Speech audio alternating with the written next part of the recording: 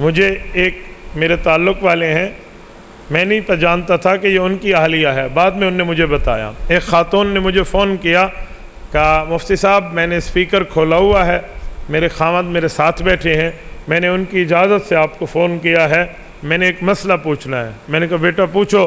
کہنے لگی میں نے آج پورا دن کپڑے دھوئے ہیں، میں بیمار ہو گئی ہوں، میرے پاؤں کی تلیاں دکھ رہی ہیں، میں نے اپنے خاوند سے کہا مجھے تیل کی مالش کر دیں پاؤں پہ بھی سر پہ بھی، تو میرے خاوند مجھے کہنے لگے اگر خاوند بیوی کے پاؤں دبائے گا تو بیوی نکاح سے نکل جائے گی۔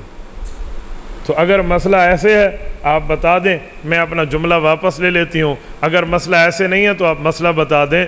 میں نے اسے کہا بیٹا یہ غلط بات ہے، کون کہتا ہے بیوی کی خدمت پہ، بیوی کے پاؤں دبانے پہ، بیوی کے سر کی مالش کرنے پہ، بیوی کو چابی کرنے پہ، اس کی خدمت پہ طلاق ہوتی ہے؟ اور خدا کے بندے بیوی کی خدمت کریں تو اللہ رب العزت بندے کو مجاہد شمار کرتے ہیں۔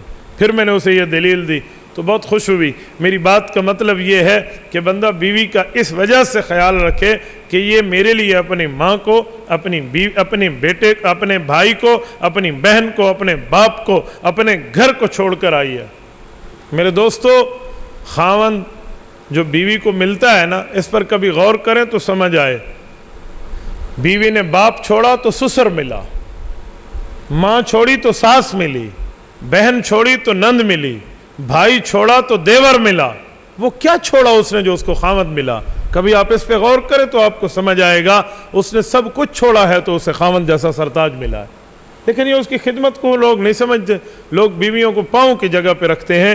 یاد رکھیں جو اپنی بیوی کو عزت نہیں دے گا یہ گناہوں سے نہیں بچ سکتا، اس کو بدنظری کرنی پڑے گی، اسے ادھر ادھر منہ مارنا پڑے گا۔ اگر بیوی کی عزت کرتا ہے اس کا مطلب ہے یہ اپنے نیک ہونے کی ضمانت دے رہا ہے۔ اور جو لوگ بیویوں کی عزتیں نہیں کرتے، ان کی قدر نہیں کرتے، ان کا خیال نہیں رکھتے، میں نے اپنے زندگیوں میں یہ دیکھا ہے، اس عمر میں یہ تجربہ مجھے ہوا ہے، ایسے ایسے کیسز میرے سامنے آئے ہیں کہ لوگ روتے ہیں، پھر ہماری بچیوں کو ہمارے داماد مارتے ہیں، ہماری بچیوں کو ہمارے داماد مارتے ہیں، داماد ہیں ہمارے، وہ ہماری بچی کا خیال نہیں رکھتے۔ میں نے کہا تیرے داماد نے تیری بیٹی کا خیال نہیں رکھا، اس کی وجہ تو نے اپنی بیوی کا خیال نہیں رکھا، وہ بھی تو کسی کی بیٹی تھی۔ جب تو اپنی بیوی کا خیال نہیں رکھے گا، یاد رکھ پھر تیری بیٹی کا بھی آگے خیال نہیں رکھا جائے گا۔ تو کس منہ سے اپنی بیٹی کے حقوق مانگے گا اپنے داماد سے؟ وہ کہے گا تو اس کی ماں کے ساتھ نہیں لڑتا تھا۔ تو یاد رکھو اگر چاہتے ہو بندے کی بیٹیاں اچھی جگہ رہیں تو بندہ دوسروں کی بیٹی اپنی بیوی کی عزت کرنا سیکھے۔